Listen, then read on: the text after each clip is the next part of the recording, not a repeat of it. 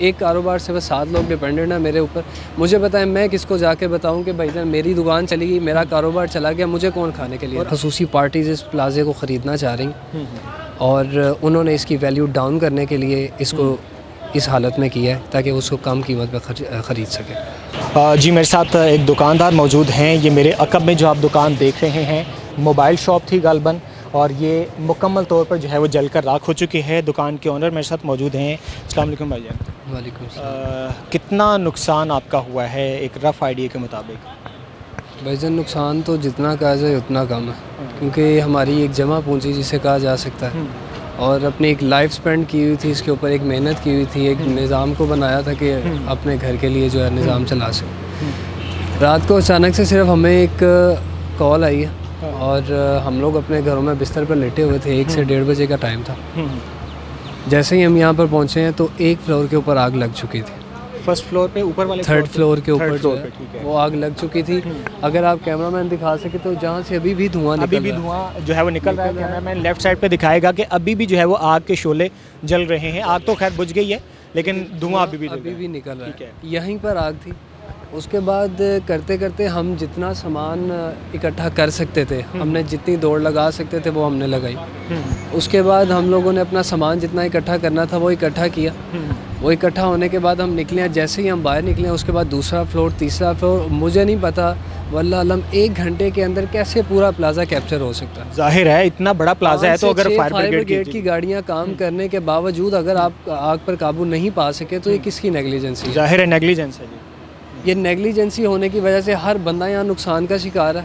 हर बंदा यहाँ पे बैठा कारोबार के लिए आता था, अब हमने हत्ते होके बैठे हैं। हम कहाँ कितने मेंबर्स की फैमिली है जिसको आप चलाते थे इस दुकान से? कितने लोगों का रोजगार वापस? मेरे डिपेंडेंट जो मेरे साथ थे वो 7 लोग हैं। 7 लोग हैं और मैं अकेला मुझ पे डिपेंड करते हैं वो सब लोग। एक कारोबार से बस 7 लोग डिपेंडेंट हैं मेरे ऊपर। मुझे बताएं मैं किसको जाके बताऊं कि भाईजान मेरी दुकान चली गई, मेरा कारोबार चला गया, मुझे कौन खाने के लिए? और आपकी दुकान पे ज़ाहिर कुछ लड़के भी तो काम करते होंगे, उनका भी तो रोज़गार लगा होगा। मेरे साथ स्टाफ था, मेरे साथ 3 लड़कों का स्टाफ था, एक मैं ओनर खुद हूँ, ठीक है। 4 लोगों का ये हो गया, 7 लोग, और टोटल एक दुकान मुतासिर होने से आप 10 से 12 और 12 से 20 के दरमियान उन लोगों के साथ जो मेरे साथ काम कर रहे हैं उनकी फैमिलीज भी उनके साथ अटैच हैं। तो हम लोग किसको फरियाद करेंगे? किसकी नेग्लिजेंसी है? 10 पर फायर ब्रिगेड की गाड़ियाँ काम कर रही हैं, 11 कर रही हैं, लेकिन आग पर काबू नहीं पाया जा रहा। ये कौन सा कानून है? कौन सी आपके पास ऐसी फैसिलिटीज़ हैं जो आपको आग नहीं बुझा सकते? इतनी सी आग को आप लोगों ने पूरे प्लाजे में लगा दिया।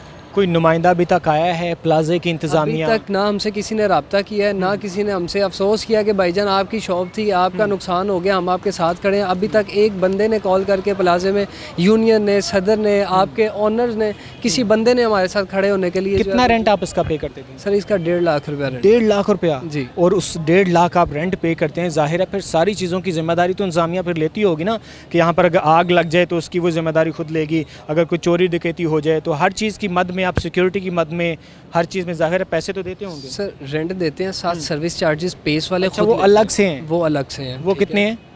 वो स्क्वायर फीट के हिसाब से हमें ऑलमोस्ट आते थे 32 से 35 हज़ार रुपये वो एक्स्ट्रा चार्ज किया। और उसमें क्या क्या वो क्लेम करते हैं कि इस सर्विस चार्जेस में आपकी किस चीज़ की वो जिम्मेदारी लेते हैं? सर जी वो सर्विस चार्जेस की मत जो है ना वो सिर्फ एक कह लें कि फजूल चीज़ है, उसमें कुछ भी नहीं आ रहा। सुबह सफाई वाले आते हैं, सफाई करके एक्सेलेटर चल रहे हैं, उसके सर्विस चार्जेस हैं, लाइट जाती है, जनरेटर की सर्विस चार्जेस हैं, इसके अलावा हमें कोई सिक्योरिटी नहीं है। अच्छा, अभी ये जो मेरे बिल्कुल सामने हफीज़ सेंटर प्लाज़ा है, इतनी बड़ी जो है ये मार्केट है, इतना बड़ा प्लाज़ा है, ये भी मुकम्मल तौर पर बहाल नहीं हुआ था। मेरे सामने अभी मैं देख सकता हूँ कि अभी भी उसके ऊपर वाले फ्लोर अभी बहाल नहीं हुए। तो ये इसके बिल्कुल सामने जो है वो ये आग लग गई या लगा दी गई? सर मैं नहीं समझता कि लग गई। जो मेरा ओपिनियन है वो यही है कि पेस में 10 से 10:30 बजे के बाद पूरी बिजली की सप्लाई काट दी जाती है। उसके अलावा अगर आप इसको शॉर्ट सर्किट बनाना चाहते हैं वो सिर्फ बना सकते हैं, उसको ये एक्चुअल रीज़न नहीं है अब वल्लाह आलम। लेकिन मेरा ओपिनियन है कि आग खुद से नहीं लगी। आपको पहले कोई नोटिस भी दिया गया था कि इसको खाली कर दें? कुछ इस तरह की खबरें भी आ रही हैं? इस तरह की खबरें बहुत सी चल रही हैं कि कुछ खसूसी पार्टीज इस प्लाजे को ख़रीदना चाह रही और उन्होंने इसकी वैल्यू डाउन करने के लिए इसको इस हालत में किया है ताकि उसको कम कीमत पर ख़रीद सके। बहुत शुक्रिया। आप अफसोस करते हैं और ज़ाहिर है इस चीज़ की मज़म्मत भी करते हैं। आपका डेफिनेटली लाखों से तो ज़्यादा ही जो है नुकसान हुआ। मैं एक अपील ज़रूर करना चाहूँगा कि इस बारे में नोटिस प्रॉपर तरीके से लिया जाए। यहाँ पे 500 दुकानें हैं, 450 से 500 दुकान है बमा काउंटर्स, ठीक है। हर बंदे का यहाँ पर रोज़गार है। मैं हुकूमत से गुजारिश करूँगा कि इसकी बाकायदा इंक्वायरी की जाए, इसके ऊपर एक कमेटी बिठाई जाए कि ये आग लगने की वजह जो थी वो क्या थी, आया कि वो शॉर्ट सर्किट था या इसको शॉर्ट सर्किट बनाया गया।